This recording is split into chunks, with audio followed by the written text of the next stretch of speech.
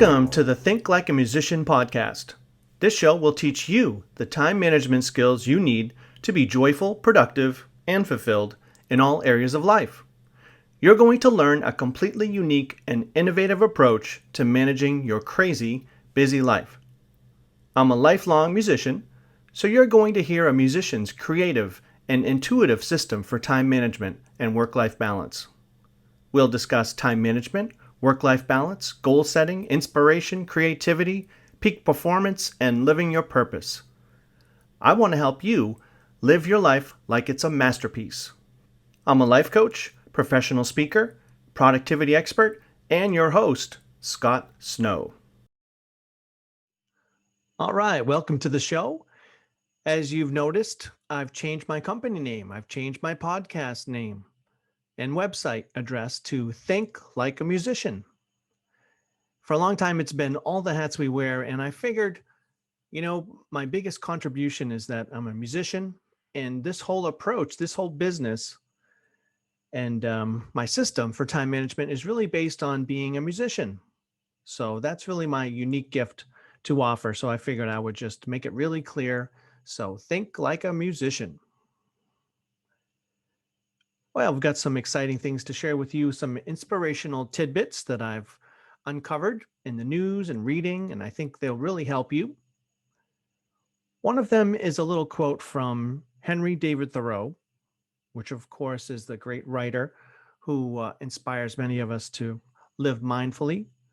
And he talked about living simply and that you want to suck the marrow out of life. I love that phrase. To be so into it that you just get it all. And that's, I think, what he stood for. One great tip, and I cover this in my book, is journaling. And I recommend keeping an audio journal. This will help you start to churn those creative juices. Every day, you're going to jot down some ideas to write about, to talk about on your audio journal that night. So once you have this little bullet list of talking points, and they just might be interesting things that you thought, being aware of what's going on in your head during the day, and you might uncover some interesting things. So journaling is a great way to live simply and suck the marrow out of life. Mindfulness, certainly taking stock of these tiny sensations, feeling the grass under your toes, your bare feet, or feeling a cool breeze, or that first sip of coffee, any of these things. Start to be more aware of those things. Slow down. Another thing I like to mention is meditation. Transcendental meditation, you can find out a lot more about that on tm.org. Now, David Lynch, the director of great movies like Blue Velvet and The Elephant Man, he is a huge proponent of TM. In fact, his whole foundation, the davidlynchfoundation.org, is a very important foundation for TM. He says, it's such a tremendous feeling of freedom when that suffocating rubber clown suit of negativity begins to dissolve. And he thinks of meditating as bringing in the gold and saying goodbye to the garbage. Love that. Number 3, compose your life into a masterpiece. The whole idea of this Think Like a Musician really came from me applying all of my lessons that I learned about composition and improvisation and drumming, musicianship, to organizing your life. So a musician's approach to time management. So how do you do that? By basically identifying all the ingredients that you have to work with. For a composition, it might be the scales and chords and sounds, tone rows. For your life, it's your roles. Just like your favorite band has a set list. All the tried and true classic songs, but also a few new ones that they're sneaking in there and trying out. That's how you want to organize your role list. And I'll leave some references in the notes for many other podcast episodes and articles that I covered that walk you right through how to identify all of your roles. It's so important. The number one time management skill I believe, is to identify all the different roles that you play.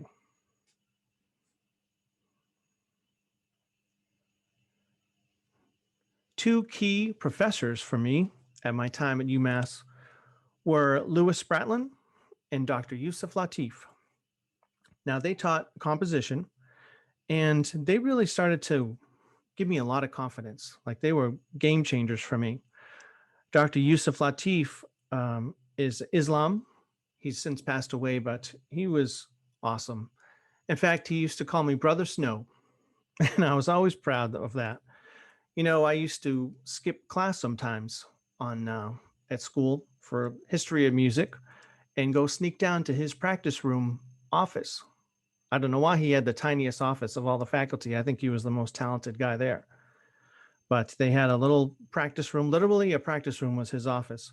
And when he was alone, if like a student didn't show up, I would just tap on the door and we would just sit and talk or listen to music. And it was awesome. And he was such a great uplifter because he never got into questioning, or like he was so unusual in that way.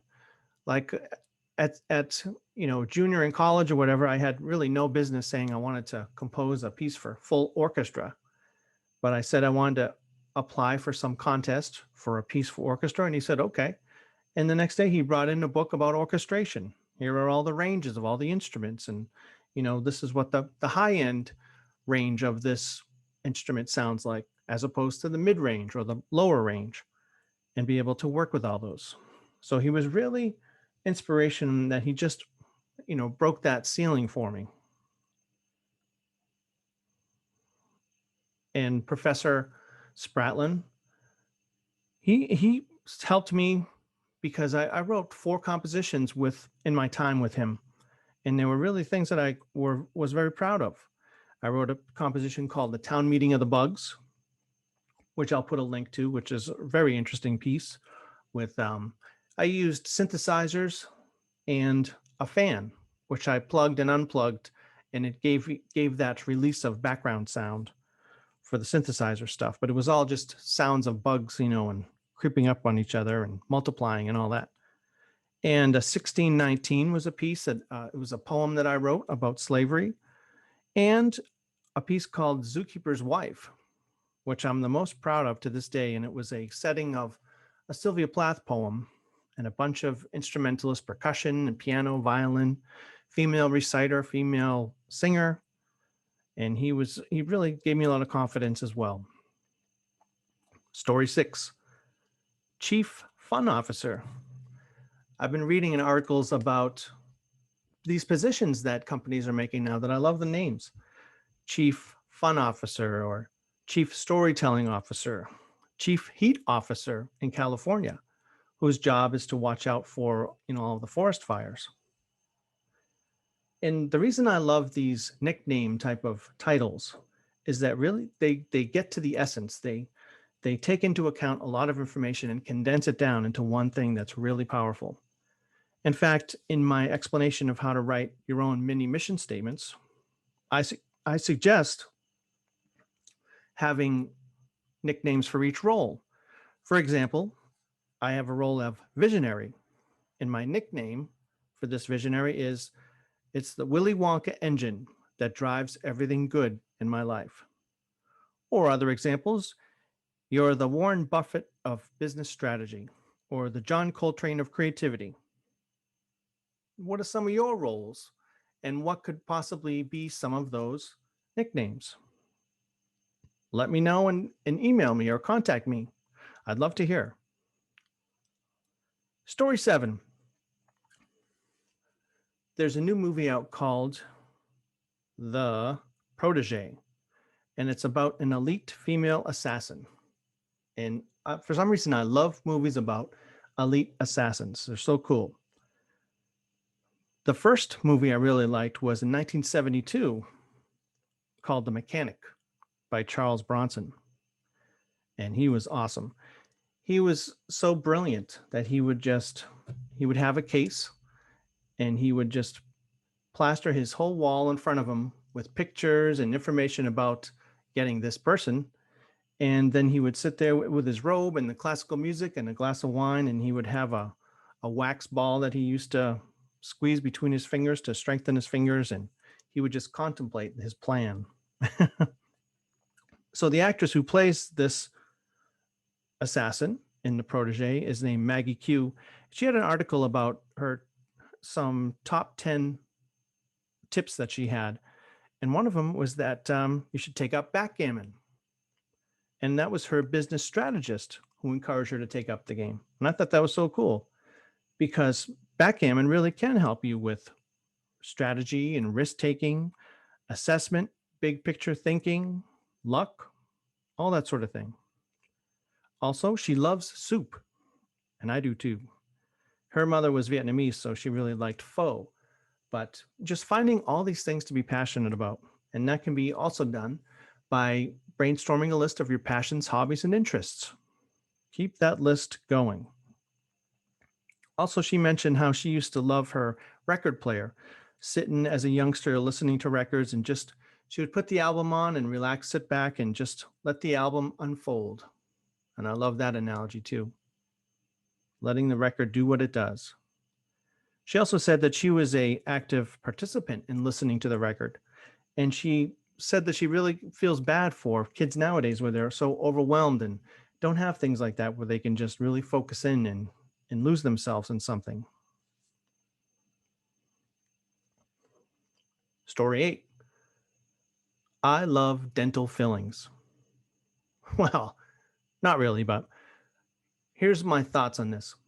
I hate going to the dentist. I really don't like it. But there's one thing that I do like, and that's when if you do get a cavity drilled, and that sucks, but they get it all done. And then I like the healing, repairing work part of it. That always comforts me when they finally, they get the filling in there and they're using maybe they use the little air gun that blows hot air on it to make it cure and dry. But you feel like everything, and it's still numb, but you feel like it's all better now. I remember one dentist I had, he said he even put some medicine in there. I don't even know if he did or not, but it made me feel even that much more content. But this idea of all that destruction and damage, and then the healing, and just embracing that feeling. I was reminded of this last weekend when I'm helping my brother-in-law and I are putting together a deck. And of course, we have to lay down the concrete footings for support. And the same thing, you're doing a lot of digging 4 feet, 5 feet into the ground with all the rocks and the dirt, getting that out and putting the sono tubes into the ground and then filling them with cement and letting them harden. But afterwards, all that noise and everything is quiet, and you're just letting it cure on its own, harden, so it can support the deck. As you can tell, I really like creativity. And both of my sons are very creative. One of them in particular really likes doing projects on his own. And we had some extra steel. It was like a roll of steel paper. It's called flashing. And it just makes sure that moisture doesn't get into the wood when you have a deck, between the deck and the house. So we had some extra of this flashing. And my son started doing crafts out of it. He made a huge skateboard park out of it with duct tape and this metal paper. And then he was making, rings and decorations. It was really cool. Story number 11. There's a new book out called 4,000 Weeks, Time Management for Mortals by Oliver Burkeman. And of course, all time management books I need to get and read. And this one, the main idea was that most of the time management books are about being more effective and productive, getting more done. But this one is really about focusing on how little time we really have in this life. And that's the title of the book, 4,000 Weeks, which is the average lifespan of a person. So we only have 4,000 Saturdays in our whole life, let's say. And sounds like an interesting book. He drew from Buddhism, meditation, philosophy. So Basically, we have such a limited time on this earth. We really need to strive to spend as much of it possible doing things we cherish and enjoy.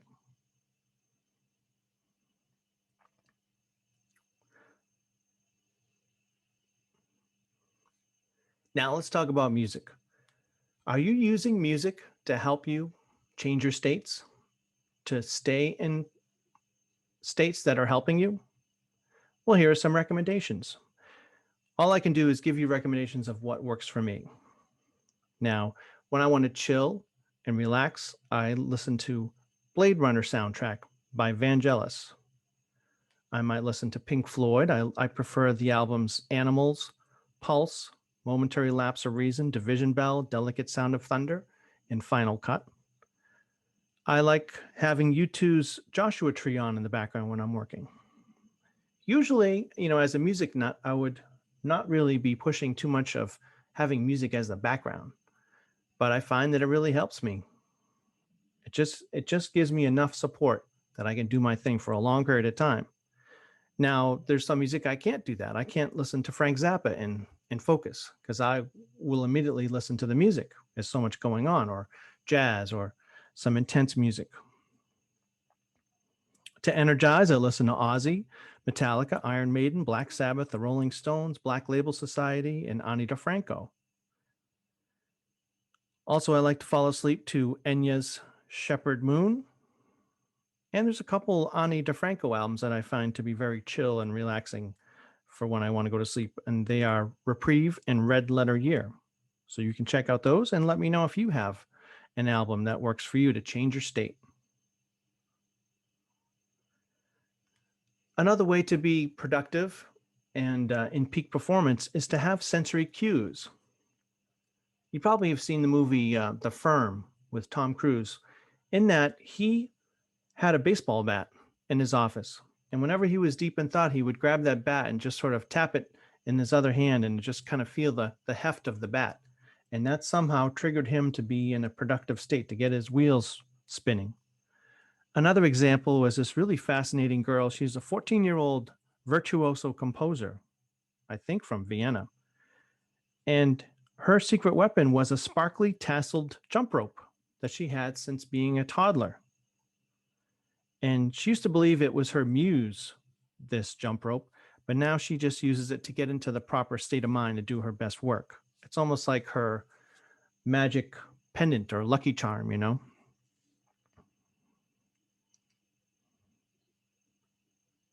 Another productivity tip is to have a little whiteboard. Well, I use a Yoda board. So it's a green board. It's about 8.5 by 11, and it's a picture of Yoda.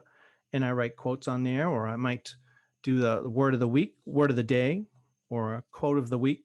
Have these themes. These themes are very good in your journal too. You could title each day's entry by something that encapsulates the day. Or you could have a theme for the week, a theme for the year. What in 5 words or less is the theme of this next year or last year? It's very helpful to be able to summarize in your life. And that's another key element of journaling. You're taking a lot of events and you're condensing it down and making sense of it in a summary version. Now, my last tip is to laugh. I love stand-up comics, and I love everyone from Richard Pryor to Jim Gaffigan, George Carlin, all these people, Chris Rock. Find great comedians and listen to them often. Get in a good state. Also, I recommend telling jokes. Nobody tells jokes anymore. Every party I went to this summer, I was telling jokes. Nobody else was. Why? Telling jokes, most people say, well, I can't remember them. But I found if you get some practice, then all you need is a little trigger phrase. The joke about the airplane, or the joke about the jail. And then you're good. The joke about the zoo. And it doesn't have to be perfect. I think joke telling is an excellent way for social skills, also for building rapport with people. Of course, you've got to be appropriate for the setting. But another resource for excellent creativity is learning about how stand-up comics create their jokes. Jerry Seinfeld is great for this. He's written a lot, and he's had a lot of interviews where he describes his writing process. With index cards with all his jokes. And Joan Rivers had an elaborate system of index cards and all the jokes and categorized all in files, thousands of cards. And we can learn a lot from that. So those are some tips for today. I hope that you start to think like a musician, which means be open, be creative, collaborate. Think of all the great attributes that your favorite musicians have. You can have those too. And of course, get that set list. Even if you check out my first episode 1, you'll learn how to identify all of the roles you play and create your own set list. That's the first step. We'll see you next time. You're meant to do great things with your life. If you want to be an innovator and visionary in your field, you have to manage your busy life like one. If you're like most, you're juggling 15 to 20 different roles at any given time. I'd like to give you full access to a transformational video training series called The 5 Secrets Entrepreneurs Know About Effective Time Management.